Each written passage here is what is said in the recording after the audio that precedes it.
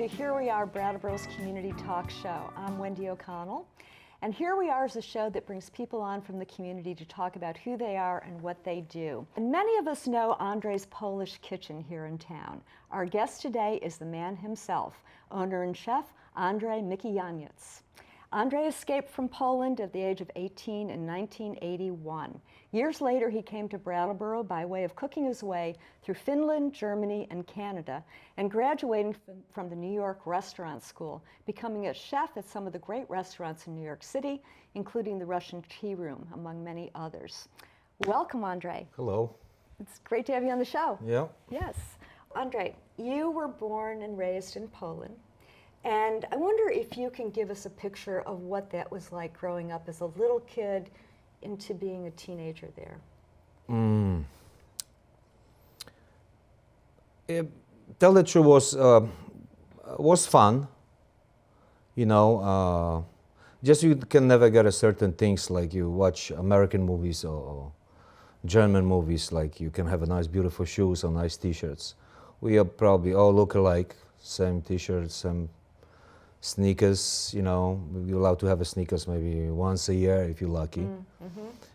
Food-wise was okay, very boring food those days, because when the solidarity came in when we were teenagers, was no food on the shelves. You have to stay in a line for 2 to 4 days. Right. That was a crazy days, but at least my father grew up in a farm, so we used to go to the farms, and my grandpa used to take care of us that way, you know, so give us some meat. And but growing up was okay, but sport-wise, because I joined playing soccer and judo and boxing, you name it. So all those things, you never worry about doctor appointment because or college. I never thought about the college to study in Poland because I just hate the system. Everything was like we see right now in Russia.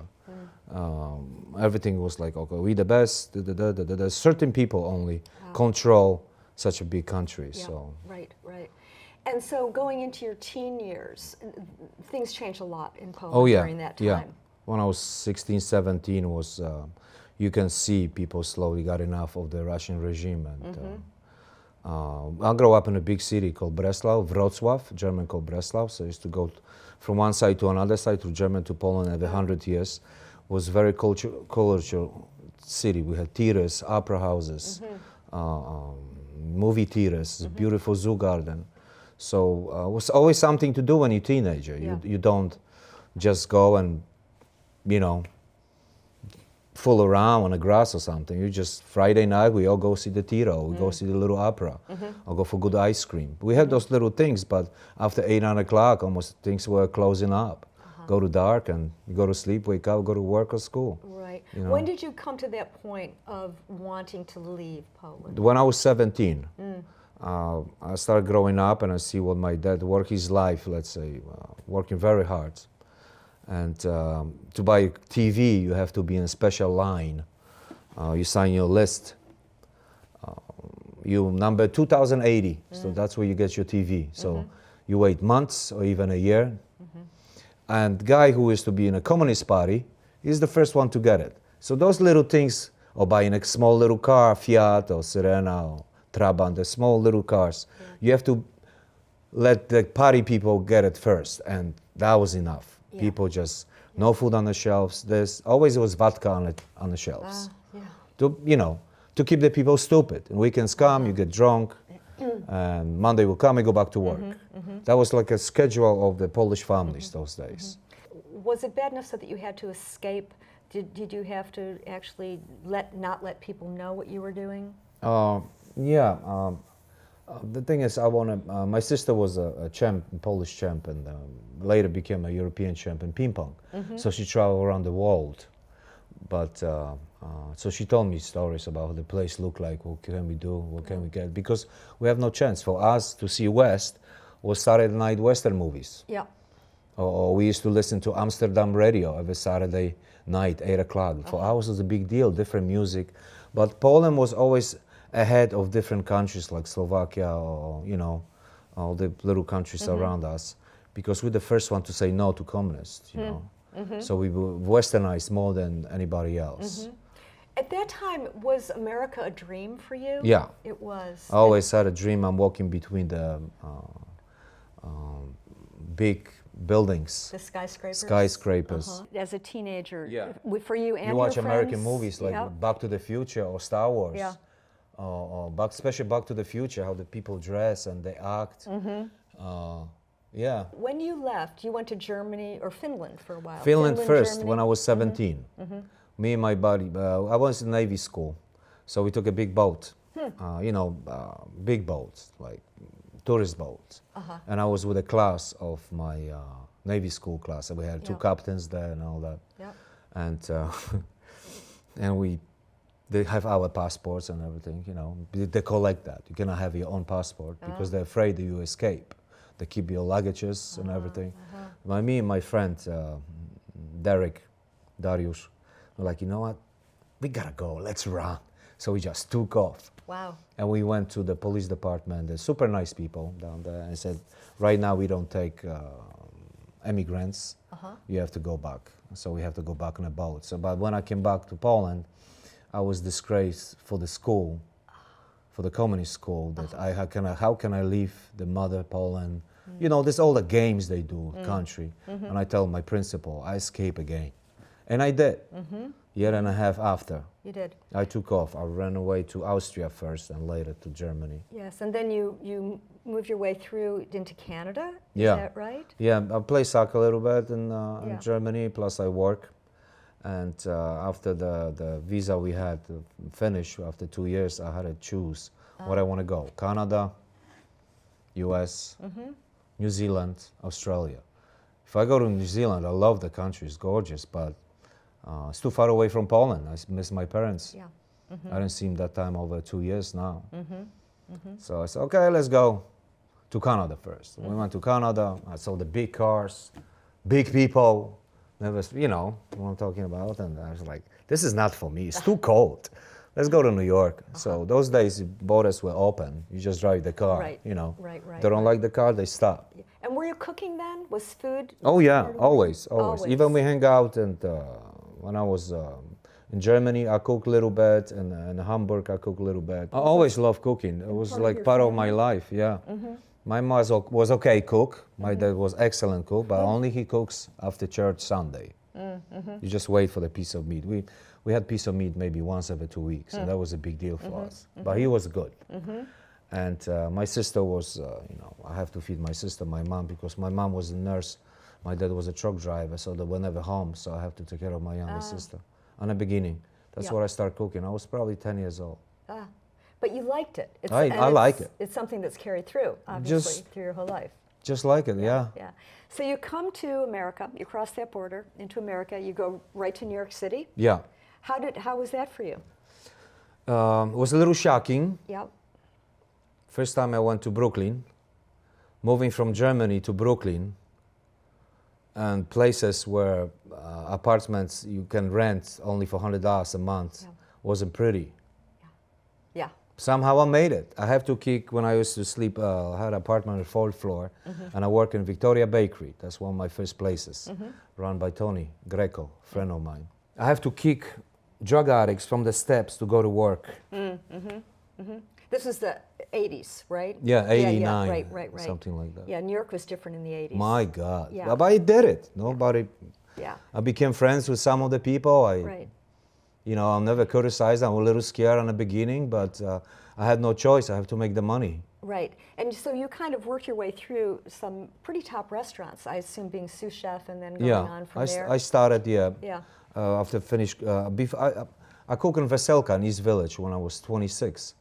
A very famous place in New York City. My son worked there recently for a couple of years as a Ukrainian-American diner. It was. He's over 89 years old, still going. They have 2 places now. Yeah. It's unbelievable business. Yeah. They have been in travel channels and all that. Well, where did you learn the most about cooking? The most, Yeah. I think, I learned techniques from the great chefs like Russian tea room from Fabrice Chanel, or Steven de Bruin when I was a chef in the Garden City Hotel in Long Island. He was from Belgium. He always yell a lot. He's got a very mean face. But I understood. I was young and I always got mad. But you cannot say anything to the chef or you get fired right away. And after 3 months, breaking my Yep. things, Back almost. back, every day, tough. Yeah. He come up to me and said, Andrzej, you're doing a great job. And that's it, after 3 months. Yeah. Not like good job all the time. No, Right. you have to deserve Yeah. his respect. Yeah.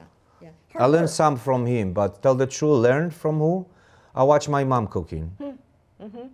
And when you're working in a restaurant for so many years, you just get it. Right. If you don't get it, bye-bye, you're in the wrong profession. Yeah. Well, you said you've got to have it in you Yeah. to be a cook. Yeah, be you a have to have chef. the speed. Yeah. If you don't have that speed, you cannot make it. Speed, memory, agility. Yeah, memory is big deal. Yeah, really big deal. And let's say if on the beginning of the externship from my New York restaurant school, you go places that you don't get paid nothing, so they will use you. Yeah. So they give you 10 cases of shrimp, peel it. You have to stand in one place and just peel the shrimps. Don't say anything, just peel it. Yeah. Was the times I was like, oh my God, I was so mad. Right, yeah. I hate shrimp. I had shrimps for dinner last night anyway. But. So you have to just focus, Yeah. do the thing. Yeah. It's like a robot, you know. But you were willing to do it because you had a goal, it sounds like. Yeah. Yeah. Yeah. Yeah. I want to learn with the best. And was your I would just goal- like to cook. Yeah. That's all. Was your goal to have your own place? One day, maybe. Right now, what I'm doing with my truck is good. I have more flexibility, Yeah. especially when the kids were smaller. Yeah. So I can, okay, it's raining, I close it, Right. you know. Right. But when you have restaurant, you have to be there all the time. I try to be in my truck all the time. When I open Thursday to Sunday in April, it doesn't matter, rain or shine, you gotta be there because people expect that. How'd you come to Vermont? My wife, parents live here, and remember years ago, they follow my brother-in-law, Mark, and they retired from Pennsylvania, and they love Vermont. They moved here, and so she says, you know, I want to be around my parents closer, I said. And my son that time was 2 years old, and she was pregnant with the second one, and with Sophie. I said, you know what? You go to work full-time, I stay home with the kids. And I did for almost 4 years. I was staying home dad. And we got married here too, 23 years ago. And I always loved the town. Something about the main street, when I used to drink beer, I loved McNeil's. Yeah. That was now my place. Yeah. You know, those days were great. It was more like European looking brewery. And the town was a little bit different then. Always. Yeah. And It was very friendly, a lot of good artists around. You know, it was different. Yeah. More hippies. I used to make, you know, like, why? But now I said, I wish I have more hippies back. Because that's what is our life about, you know, Yeah. peace and love. Yeah. Right. That's it. Yeah. So when you were a stay-at-home dad, your wife was working at the hospital, I believe. Yeah, she's a nurse practitioner. She runs an oncology department. At Brattleboro Hospital. Yep. And you also were a soccer coach, Yeah, I coach. My daughter used to go to Hilltop. Hilltop. And I took for a couple years. I just love to work with the little ones, teaching basic skills. That was fun. And you taught kids how to yell. Oh yeah, in Polish though. Bad In words. Polish, yeah? If they want to say something bad to referee or something, it has to be Polish. So they use pretty bad language. But I didn't care. You were the only one who knew. Yeah. Parents later find out, you know, like, oh, I checked this out on the phone and that's not nice. So what? Yeah. So when you get back into the groove of cooking, where did you go? Where was your work? I worked for Amy's Bakery and came to the town. Amy's Bakery, yep. I work only part-time because I stay home with the kids Monday to Friday and I work for her Saturday, Sunday. Yeah. Later, You made soup there. Yeah, they call me Soup Nazi. I'm the Soup bad guy. Nazi. Yeah. Yeah, they're I really yell a good lot. soup. Yeah, they were good. It's still good. Yeah. I just got the different soups I did, more like a Polish look-alike. You know, like Polish borscht, Polish chicken soup. Yeah. So it's a little different way to make it, more tastier. And don't worry about the fat. Fat has to be there. Yes. Yeah. Any secret ingredients that you can share? I love vegeta. It's a Hungarian spice. What is that? It's a crush all different vegetables in one. Oh, like a bouillon? Something like, but it's dry powder. And I love that. And you use that in your cooking a lot. And yeah. You also worked at the Hermitage for a while? Yeah, I did 3 seasons with the company. 3 I was a seasons. line cook and later chef on the line. On in the chop house. So we got a lot of covers, 1,200, 1,000 a night. Well, this is something else. You know, the amount that you are putting out every day. the quantity, the sheer quantity Yeah. of the food that you're creating and making every day. Yeah, give us a couple numbers to get an eye. The busiest day I had on my food truck was last year on Exit 3. I did close to 300 300 meals. from, let's say, 12 to 4:35 Yeah. by myself. Wow. I love it. Yeah. So People you just drive me crazy, be around me. I have to, you know, we have the routine. Yeah, yeah. You just cannot stand next to me. Little things would drive me nuts. You put the fork this way, I'll be like, come on! It has to be like, even it's a stupid thing, you know, it just, I don't understand. I have to explain it. Well, you can't break your stride, I Yeah. would think. When you're in the mood going, Yeah. you cannot break me, Yeah, yeah. you know. And then you also had your food stand up at Lines. That's what I motorcycle. started with Stanley. He was a good friend of mine. Yeah. He said, Andrzej, come over, bring your grill, and people love your pierogis. And I didn't pay rent for 2 years. He wants to help me out to grow the business, give me good advices, really. Yep. He was an amazing man. Yes. and Very big time community fellow. very big in our community. Yeah, that was. He is missed by a lot of people. He was really beloved. Yeah. You've got a pretty dedicated following. I do. People come from Maine for lunch. I'm like, you crazy. I'll give you extra pierogi. Here we go. You know, I don't know if those gas prices now is going to be worth it for them to come. But I have people come from Connecticut, Yeah. New York, New Jersey, weekends, they're all outsiders. And they know the food, you know. They know Polish food. Most of them are second, first, third generation Yeah. Polish, though the grandma used to make food for them. Right. And they remember the same taste, Yeah. which I create. Sometimes I get a great, they would say, you know, your gołąbkis are better than my grandma. That's huge, because, you know, That's a big deal. Yes. that's a big deal. Yes. Yeah. So those are the big compliments. I always tell them, because your grandma is cheap, you never put anything inside, you know, just rice. What's a Polish dessert? Oh, you have so many. Yeah. Oh, pączki, like everybody knows. Pączki is like a donut stuffed with jelly. Oh, yeah. You have szarlotka, cheesecakes, different kinds with different, oh my God, fruits on the top, fruit cakes. It's a huge cuisine. People Yeah. don't know. People only People don't know pierogi, kiełbasa, kapusta, sauerkraut. That's right. No, That's right. Polish cuisine is huge. Yeah.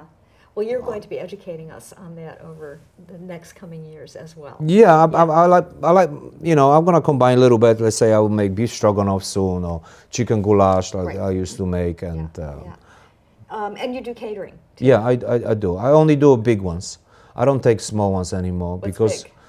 200 people, 150, Yeah. 120 and up. Because right now the food prices are getting crazy, and I will be wasting my time to go for 50 people. Then I can do my truck 200 without traveling. Right. Right. If I have more people working for me, of course I will do that, but not yet. And you also have been helping out with Everyone Eats. Did that? I'm still cooking for them. Yeah. For Amanda is a great coordinator, and they will be close to 2 years now. Yes. I used to do 2 meals, but now I'm doing 1 meal, Yeah. 160 every Wednesday, Yeah. and that helps out a lot through the winter, you know, because I don't want to cook in the winters in a food truck. It's just Yeah, sometimes right. can be a little brutal. Yeah. If I have an inside place, I can do it all year long. That's right. So I was cooking at home. I have a commercial kitchen I built a couple years back. So you can do the catering Yeah. through that. Yeah. Oh, the biggest one I did, close to 500, 3 years ago, Wow. catering. 2 days Yeah. Yeah. That's a big job. with 2 people only. Yeah. Yeah. Yeah. That's a lot. That's a Yeah, lot. that was fun. So in addition to Everyone Eats, helping out our community in that way, you're also doing something, Borscht for Ukraine. Yeah, right now Yeah. I'm doing a charity for borscht, Ukrainian borscht is Yes. vegan. And I just started last week, Friday, Saturday, and Sunday. I raised almost over $500 Wow, just that's for one great. soup. And you know, we didn't mention your mother is Ukrainian. Yeah. Yes. Yeah, her grandparents, not mother, but grandma is Uh-huh. Ukrainian. Their name is Veremchuk. Yes. So we have some of the family down there now. Still, The show is going to be aired. It's going to be a while before this is up on the air. So many things will have changed probably in the world. Yeah. But I would imagine for you and your family, this is really. yeah, my really mom close cries to every home. day. I call her almost every day. She lived in Poland for most of her life. Yep. by the German border, so it's kind of far from that area. Yeah. But they already have refugees coming to the town. But everybody's welcome. Yeah. She's taking older woman, her age, to our house just to keep her company. Oh, My sister owned bed and breakfast by Warsaw. She Yeah. took 4 families with children. And I'm supporting the school when my sister teach. They just got over 16 little kids Wow. from Ukraine, from age of 2 to 12. And the money I make from the Bosch and send it directly to the school. So I'm waiting for the pictures. They're gonna make me pictures of the kids, and Oh, that's great. so I can put it up on the truck so people see what's the money used for. Right. You And know. also to make the whole thing much more immediate for all of us. Yeah. So you have idea, you know. Yeah. Yes. You also are in a new location. Yeah. You're in West Brattleboro now. Yes. Route 9, right on Route 9. Route 9. I just opened last week, and I see different customers. But I'll be open from Thursday to Sunday. And you know, you've done so many different things. You've been in big kitchens, you've been Yeah. in smaller kitchens, you've been in, you know, the kitchen that you made, you've been in the food stand. Which not that you have to like one best, but at this point especially, where are you most comfortable? Oh, in my food truck. Uh, It's like my second home now. it's tiny, not a tiny house, but a tiny restaurant. It's like those houses on wheels. Yes, the yes. big houses on wheels. Yeah. Everything is the way I want it. Are you cooking at home? Yeah. Your- Still. And your kids like your cooking? Oh yeah, they grow up with it. Yeah. Yeah, So- they're very spoiled, you know. We have fish, we have shrimps, we have Polish food, we have German food, And you shop. stir fry, you know, anything. So you do a lot of shopping locally, and you have I a do garden. shop. Yeah, You- I have garden, I have beehives. Yeah, I grow only tomatoes and cucumbers, whatever I use in my cooking. Yeah. Because we have such a short period of time, Yes. and I have farms everywhere, so I can pick up fresh produce. There's so many local farms. And I don't have really time to, you know, basic stuff I will do. Right, but right. So back when you were in Poland, did you have a garden there? No, we grew up in projects. But my grandfather and my mother's side too, both farms. In They have Ukraine. big, and one of my mother in Ukraine and my dad in Poland. And we have 80 fruit trees, beehives, veggies, Yeah. 100 pigs, 40 cows, 4 horses. Wow. It was a big farm, and no tractor. Everything was run by the horse. Really? Yeah. It's a trick for that because tractor will compound it when they run through the fields. They make the field hard. Right. When you go with the horses, it's light, so the soil is better to grow things. Yes. Yeah. It doesn't get compacted. Exactly. Yeah, that's really Like big interesting. farmers, big farming. It's okay to make a lot of produce, make money, but still original way is a good way. Right. So you really have it in your bones. Yeah. The food thing, the growing thing. Yeah. Yeah, I love food. I love gardens. I love flowers. Yeah. And you There grow must be flowers. something wrong with me, isn't it? But look, the Polak like flowers. Wow. But I do love flowers, nature. Yeah. So that's why I moved to Vermont, because we have all around there. Yeah. Yes. Just open your eyes and look up. That's right. Don't look down.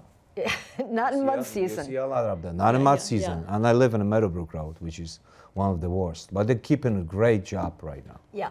Yeah. Shout out to our road crews. Gotta say. Yeah. You You know. guys do an amazing job. Yeah. Amazing, especially in the winter. You guys the best. Yeah. Really, it's like those All guys out. work hard. They work all really year hard. long. Snow, no snow. They're right there. Easy access to in and out. Yeah. You know, it's unbelievable. Yeah. They're they have doing to- great and job. They have to watch the weather. God bless you guys, man. Thank you. I can go and sell my food because of you. Yeah. Yeah. You know. There you go. If not, I stay home and eat all night. That's all. So there's one other thing. We didn't talk about this ahead of time, but you did mention opera. Oh, I let's- studied. Okay, yeah. that's a good story. I Okay. did catering. We were doing catering for William Raleigh. He's a voice teacher for New York City. And I was going la la la la la, you know, sole mio, whatever, you know. Just I like to when I'm happy, when I cook, I sing opera. You sing opera. Yeah, that's what I'm happy. And so did you grow up with opera? We used to go to opera house. Yeah. But I used to love Luciano Pavarotti. It's something about the color of his voice, as you know, Carreras can do it. Placido Domingo is good in Omelette. Yeah. Hamlet. But Something about Pavarotti, the way he sings is unbelievable. Yes. I always like music. Yes. And I did the catering, go back to the old. And the guy came up to me and said, hey, why don't you come to the studio and try a little bit? I'm sure. Where's the studio? 59 and 9th Street, let's say. This is New York. New York, yeah. I was probably, that time, 28, 27. I went in, huge room with one piano and millions guitars in the walls. I look at the pictures on the wall, Bill Clinton, you know, Aha, the band, most of the musicians, most famous musicians in the world. Later, he was even mentioned on VH1 show years ago. Oh, he was a teacher, voice teacher for Celine Dion. Oh, yeah. Big voice. So I said, okay, try this note. I don't know music, but I like to sing. Yeah. Okay, try this. And I went up. I was like, whoa! I'll give you one of my students, which is Mark Nicholson. He's a godfather of my son. And he's a big professor in our music school, and he was tenor. And I did for 4 years. That was my getaway from cooking. You know, I didn't go party, drink and smoke or whatever. You know, sometimes you have those days, but I like to after work to go and just practice singing because And I just like it. Have you continued? After my son was born, I couldn't afford it. I could do it. It's always an excuse, but I just couldn't afford it to. I said, okay, my boy is born. Yeah. I want to focus more on cooking now. Yeah. And I like doing weights, powerlifting. And when you're singing professionally, you cannot do too much of this because all your voice comes from the back. So if you do very, you know, heavy stuff, you have to always lose yoga, stretch. That's why you see the big opera singers, they're not really in shape. Usually they're big because everything, the voice has to be loose. Interesting. You would be in a different kind of shape. You would be working towards something Yeah, different. I'm gonna have a belly. I'll grow a little one, but through the winter always. La Boheme, my wife took me for La Boheme on my birthday. We were dating that time on a 6th road. Oh wow, that was amazing. Yeah. And was there a lot of opera in Poland? Oh, now just finished building gorgeous opera house in Poland. Years ago, not maybe those days. They have a Polish tenor in Metropolitan Opera. Oh, really? Yeah. Yeah, yeah. Have you heard him? Not really. No. Might be getting the chance. Probably. Who knows? Well, Andre, anything else you'd like to share with us? I don't know. Any I last think, minute things you'd like to say? So my next dream will be doing my own cooking show. I have great ideas and funny, good humor. If yeah, that's gonna be something different. I can teach classical Polish food. Yeah. Polish food and With Polish music. with Polish music. You cannot better than a Polak cooking the same time. Here we go. And a little opera. And little yeah, opera. Yeah, yeah, yeah. John Kipura, before the World War II, was an opera singer, very famous. Yes, yes. So we will look forward to that. Okay. Yeah, Andrzej. You never know what's gonna happen tomorrow, right? Andrzej's Polish Cooking School. Oh wow, Andrzej's Polish cooking. Yeah, yeah, yeah. It's got a good ring to it, doesn't it? Yeah. All right, we're going to keep that in mind. Okay. Thanks for coming. Thank you very much. Yeah, thank you. Thanks to all of you for joining us today for a fun show, hearing all of Andrzej's tales. We hope that you are safe and sound, and join us again next week. Keep your eyes peeled for Andrzej's Polish Kitchen. We thank him for being on the show today. And, you know, pray for peace. See you next week. Peace, everyone.